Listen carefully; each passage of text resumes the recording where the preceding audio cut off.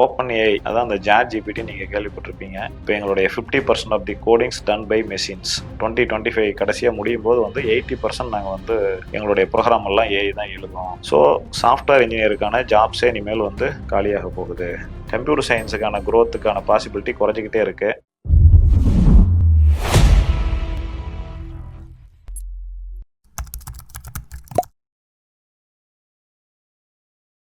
Welcome to beyond limits by Gokul. So இன்னைக்கு வீடியோவில் பசங்களுக்கெல்லாம் வந்து ஸ்கூல் எக்ஸாம் முடிஞ்சிருக்கும். அடுத்தது என்ன அவங்க படிக்கலாம் அப்படிங்கிற மாதிரியான ஒரு கட்டத்தில் இருப்பாங்க. நிறைய இதை பார்த்துட்டு இருக்கிற என்ட்ரப்ரனர் அவங்க குழந்தைங்களே +2 முடிச்சிருக்கலாம், அல்லது 10th முடிச்சிருக்கலாம், காலேஜ் போகிற தருவாயில் இருக்கலாம். இப்போ இந்த ஏஐ வந்ததுக்கப்புறம் ஒரு குழப்பமான சூழ்நிலை இருக்குது. என்ன படிக்கிறது அப்படின்னு சொல்லிட்டு ஓப்பன் ஏஐ அதான் அந்த ChatGPT நீங்கள் கேள்விப்பட்டிருப்பீங்க. ChatGPTயோட ஃபவுண்டர் வந்து சால்ட்மேன், கோஃபவுண்டர். அவர் என்ன சொல்கிறாரு, அவர் இல்லை, அது மாதிரி கிளாடு, நிறைய ஆந்த்ரோபிக், அந்த மாதிரி நிறைய வந்து ஏஐ டூல்ஸ் இருக்குது.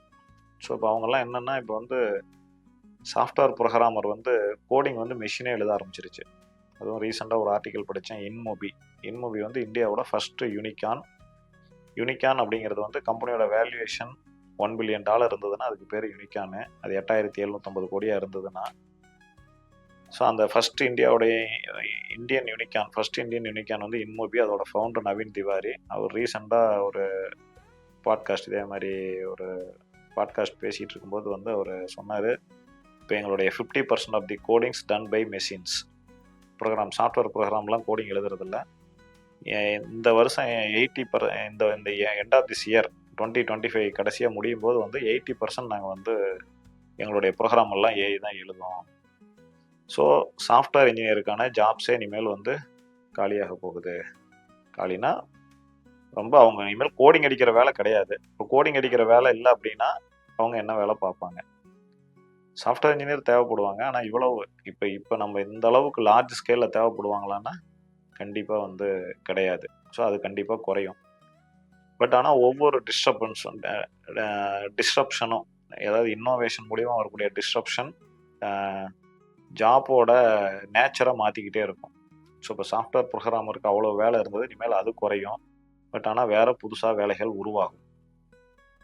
இப்போ இந்தியாவை கண்ட்ரியாக எடுத்துக்கிட்டோம் அப்படின்னோம்னா, நம்ம சாஃப்ட்வேரில் வெரி ஸ்ட்ராங்கு. சாஃப்ட்வேர் எக்ஸ்போர்ட் நம்ம நிறைய பண்ணுறோம்.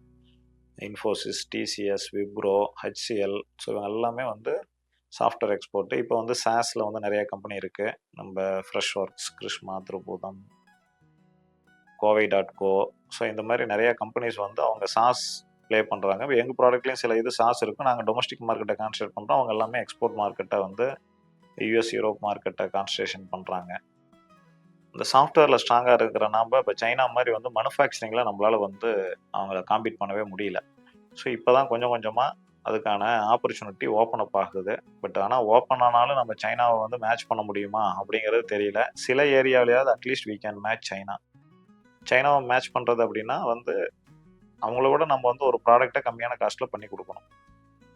ஸோ இந்தியன் கவர்மெண்ட்டும் PLI scheme, product linked incentive scheme மூலிமா நிறைய ஒரு 14 டைப் ஆஃப் இண்டஸ்ட்ரின்னு நினைக்கிறேன், அவ்வளோ பேர்த்துக்கு வந்து சப்சிடிஸ் எல்லாம் வந்து கொடுத்து அந்த சிப் மேனுஃபேக்சரிங், ஏன்னா செமிகண்டக்டர் ஒரு இம்பார்ட்டண்ட் ஏரியா.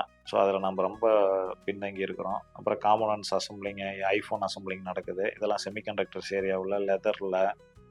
ஸோ இந்த மாதிரி வந்து ஒரு ஐடென்டிஃபை பண்ணி இதுக்கெல்லாம் வந்து இன்சென்டிவ், அதாவது சப்சிடைஸ் பண்ணியிருக்கிறாங்க இந்தியன் கவர்மெண்ட்டு. ஸோ அப்போ ஹார்ட்வேர் மேனுஃபேக்சரிங், ஹார்ட்வேருங்கிறது இது வந்து ஒன்லி இப்போ சாஃப்ட்வேர் ஹார்ட்வேர்னு வரும்போது கம்ப்யூட்டர் மட்டும் கிடையாது. நீங்கள் என்ன ஃபிசிக்கல் கூட்ஸ் அப்படி வச்சுக்கலாம். ஃபிசிக்கல் கூட்ஸ் மேனுஃபேக்சரிங் வந்து இனிமேல் வந்து அடுத்து பெரிய லெவலில் வந்து குரோ ஆக போகுது.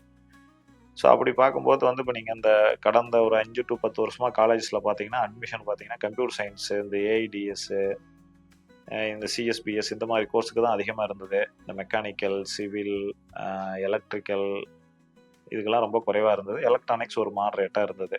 ஸோ பட் ஆனால் இனிமேல் வந்து இந்த சைடுக்கான க்ரோத் அதிகமாக இருக்கும்னு நான் வந்து பிலீவ் பண்ணுறேன். க்ரோத் அதிகமாக இருக்குங்கிறத விட கம்ப்யூட்டர் சயின்ஸுக்கான க்ரோத்துக்கான பாசிபிலிட்டி குறைஞ்சிக்கிட்டே இருக்குது. ஜாப் ஆப்பர்ச்சுனிட்டி ரொம்ப குறையுது. ஸோ அப்போ இந்த கோர் இதெல்லாம் கோர் இன்ஜினியரிங் சொல்கிறது. மெக்கானிக்கல், எலக்ட்ரிக்கல், சிவில் இதெல்லாம் வந்து கோரு. அதெல்லாம் சர்க்யூட் பிரான்ச்சுன்னு சொல்லுவாங்க. இசிஇ, கம்ப்யூட்டர் சயின்ஸ் எல்லாம் சர்க்யூட்னு சொல்லுவாங்க. ஈவன் எலக்ட்ரிக்கல் கூட அதில் சேர்த்தலாம்.